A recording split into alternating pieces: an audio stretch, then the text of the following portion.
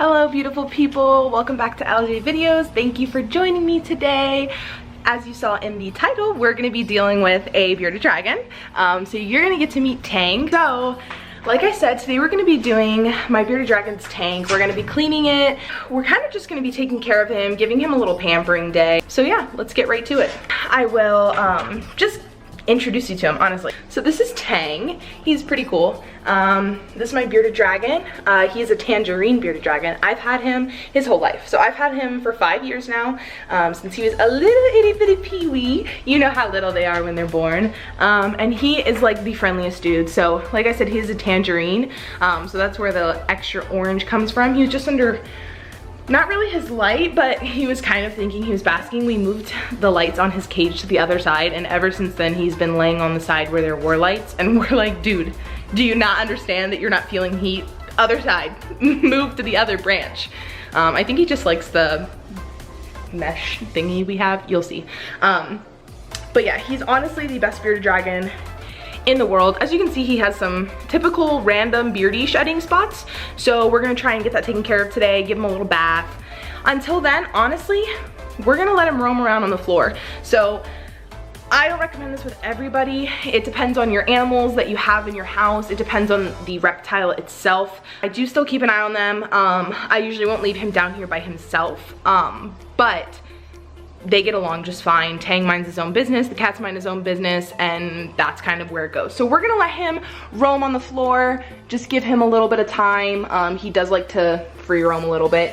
He's not, I try to keep him great weight. I know a lot of people have the habit of giving their beardy unlimited food, and while they're really not the type of animal to overfeed themselves, it's still, they'll eat when they're hungry and they don't move as much unless you're giving them that activity, so they tend to get overweight. So I try to limit his food, not give him too much, but still obviously feed him what he's required and, you know, a little bit more for love. We're just gonna go ahead and start. I'm gonna show you what I have, just so if you're cleaning your bearded dragon's cage at home, wondering what you should use, anything like that, now you'll know what to use. So down here is basically my major supplies for cleaning, but I do use this to get all of the dirt out of the cage. He's just hanging out. So we use this just to get the dirt out of the cage. You'll see me use this for pretty much every reptile cage, and then if I really want to get the extras out, I'll get a vacuum.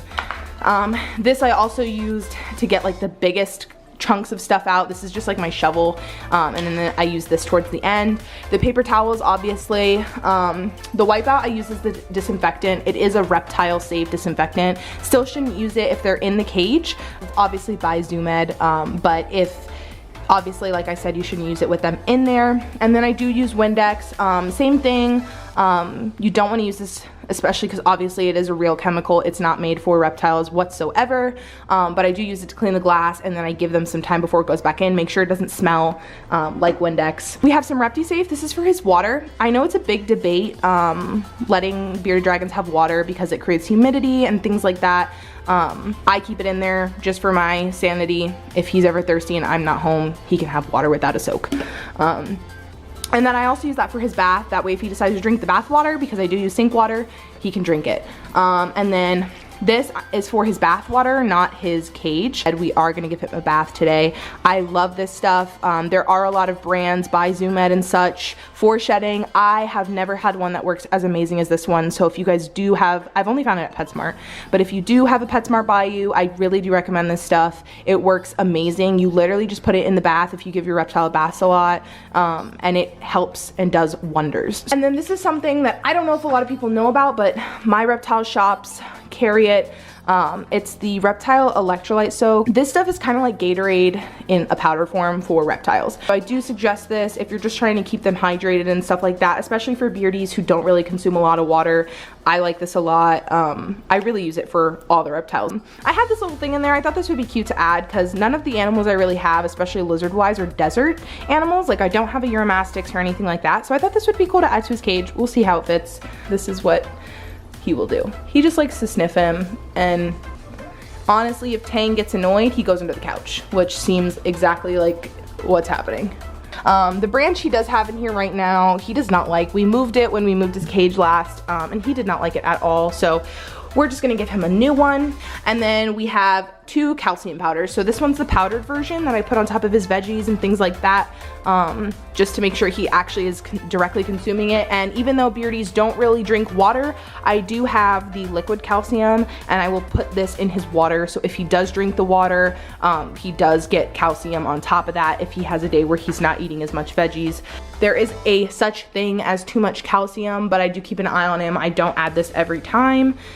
So yeah, we're gonna give him some roaches today too, because like I said, he's very pampered and he is going under the couch. Let's just hope he does not poop, because that would be very upsetting. So this is kind of what it's looking like right now. Like I said, it is a mess. It needs to be done. This is the little mesh thing he loves. I usually find these at pet supermarkets. Otherwise, I haven't found them at many other reptile stores. I love these things. They make a corner one too that I'd love to do.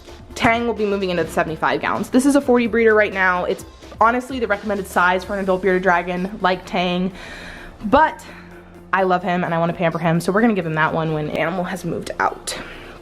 So let's get honestly right on this.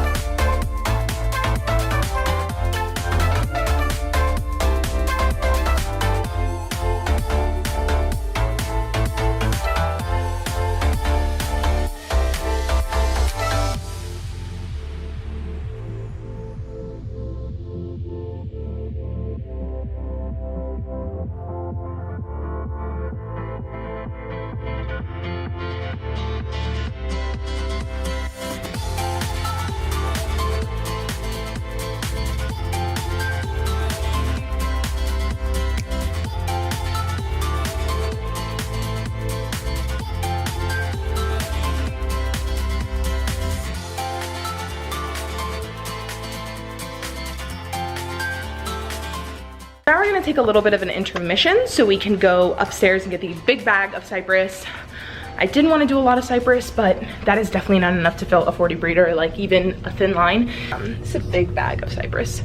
It's gonna be so hard to carry. Okay. I just wanted to take a second, I'll do it right here. One thing I really wanted to make sure, just at the beginning of this whole adventure on this channel, is that we're all really positive and we're all really accepting and non-judgmental, not even just on my end, like you guys saying things about me. I mean just in general, the reptile community, and really this goes with all communities, can be really judgmental and believe that there's one way to do everything, and especially with the care of animals, it's not true. You know, there's a million and one ways to keep an animal, house an animal, love an animal. I understand people are gonna think I'm doing things wrong and that I shouldn't be doing certain things over this huge bag of bedding. I just know that a lot of people that I watch that are already on, you know, the community of reptiles specifically on YouTube, they receive a lot of harsh feedback, negative feedback. Just want to make sure everyone stays positive and welcoming and loving, because why not, you know? So I know you're probably thinking you left the lizard downstairs. I did, but like I said, I don't recommend it for everybody, but my cats have been good with him for a long time. Like I said, I've had him for 5 years, so they're nothing new to him, and I only left him alone for a short period of time. So now let's get back to doing the tank.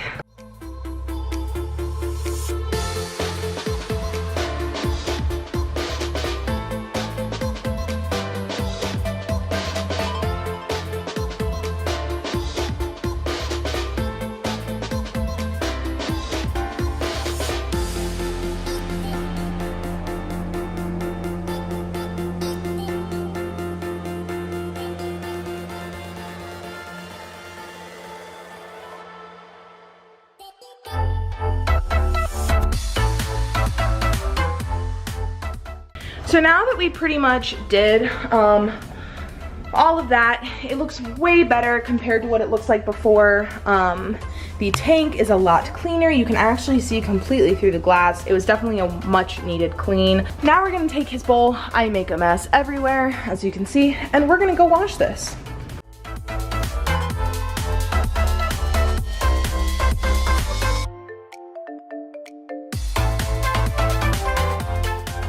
Tank's still sitting over there, happy as can be. I love doing the tanks, love them. Love them. That's honestly probably my favorite part, is decorating the tanks. When I worked at the reptile store I was talking about in the previous video, that was my thing. The owner, everybody would literally ask me to make tanks because I think I'm pretty good at them. I love to decorate them. I love to make them look super naturalistic. That's another reason why I don't like the carpet, by the way, is because the carpet literally, exactly what it sounds like, looks like a carpet, whereas the mulch or coconut husk or coconut fibers look like they're outside. So that's another reason. Like I said, kind of when I was upstairs getting the cypress mulch, everybody has a different way of doing things. As long as the animal's healthy, I mean, I've had Tang for 5 years, so clearly he's healthy. You can see his weight and everything. He is literally the healthiest bearded dragon of all time I've ever seen, honestly. I don't see many beardies that are underweight, not even underweight, but like correct weight.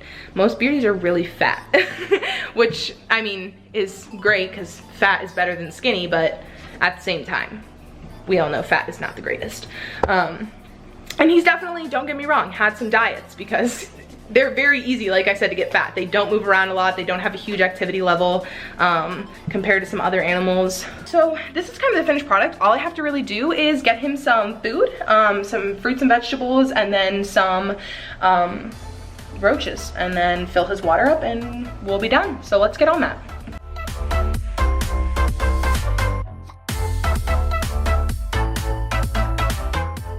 And now we're gonna go do his food.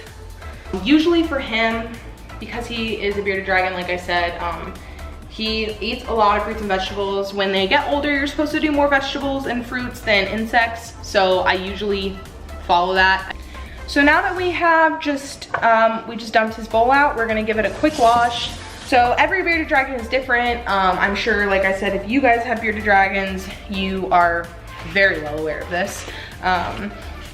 Some like everything, some like nothing.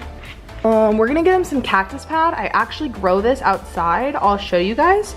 But he really likes cactus pad, and you can break it up for him. It's really good for them. You just have to make sure the thorns are shaved off. These ones are weirdly enough grew without thorns, so I didn't have to do that for these, but there are some out there that have thorns, so we're gonna actually give him this little piece. We are gonna give him some broccoli. All right, now we're nice and good. If you like these little bowls, they're honestly like $2. I cut them off of Chewy. You can get them at really pretty much anywhere. All right, and now that we have that, we're gonna get our handy dandy calcium powder, and we're gonna shake it on like it's a little salad. And I don't know if you've seen this either, but it's also a really good idea. Salt shaker for your calcium powder. Genius idea, easy, convenience, and it brings out little amounts at a time. It's perfect. And now we're gonna go get roaches. So before we go actually get them, we're going to put some calcium powder in there beforehand. I know this will be a video we do eventually, but I do breed my own roaches. I'll explain how. This is kind of a bin, but this is, you know, all I have right now. Literally, basically, as you will learn, anywhere I go, my cats go. And if I leave a door open, they're coming with me. So we usually get Tang only about 5 roaches.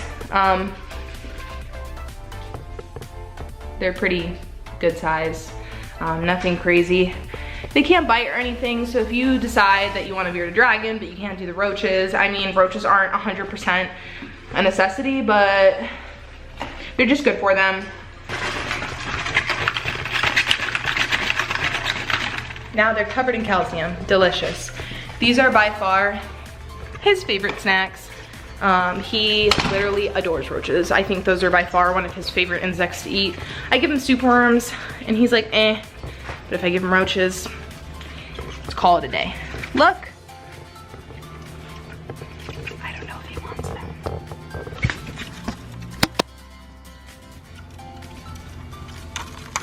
Oh, delicious. Yummy. He loves roaches, what did I tell you? Oh, roach number 2. And Finn likes to watch too.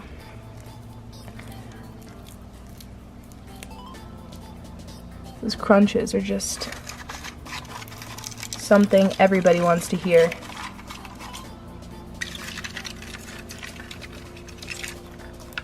So that whole time when I had it on the floor and you did not touch it.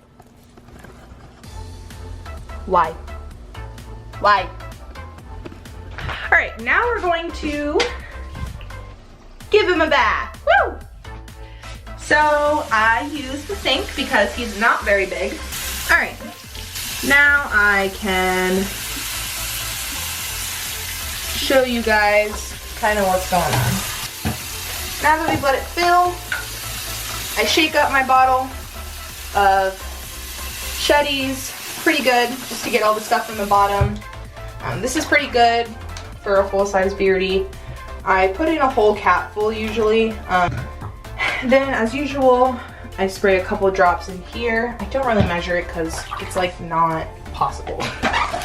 And then the electrolyte soak we are going to put in one little thing, and then like I mix it up nice and good so everything's mixed in the bath nice and well, and he's ready to hop in.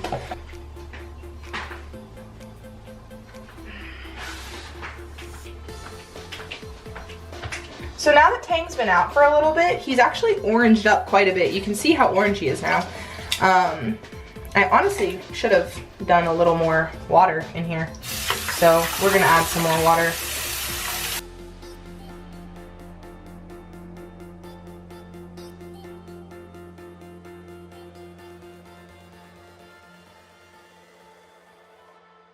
So I'm gonna let him keep soaking right there. And then I'm just gonna kind of talk about him a little bit personally. Now this is all personally. I'll definitely do a video at some point on like how to care for bearded dragons, based on, you know, my opinions, and everything like that. Opinions, not facts. But, I mean, for him, like I said, I like to have him in a 75 just because he is my pride and joy. Right now he's in the 40 breeder, which would be fine for him for his whole life if I decided to, but like I said, I think he should get a bigger enclosure. I think he deserves it.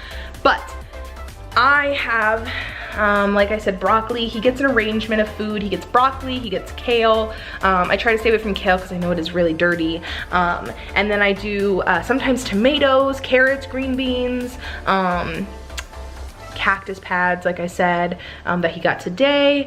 He loves blueberries, loves raspberries, strawberries, mango. He gets such a wide variety. In my book, variety is key. The more things you can give them, the better off in health they are. So that's what I try to do. I try to mix it up, give him something new, see what he likes, see what he doesn't like. He's not really picky.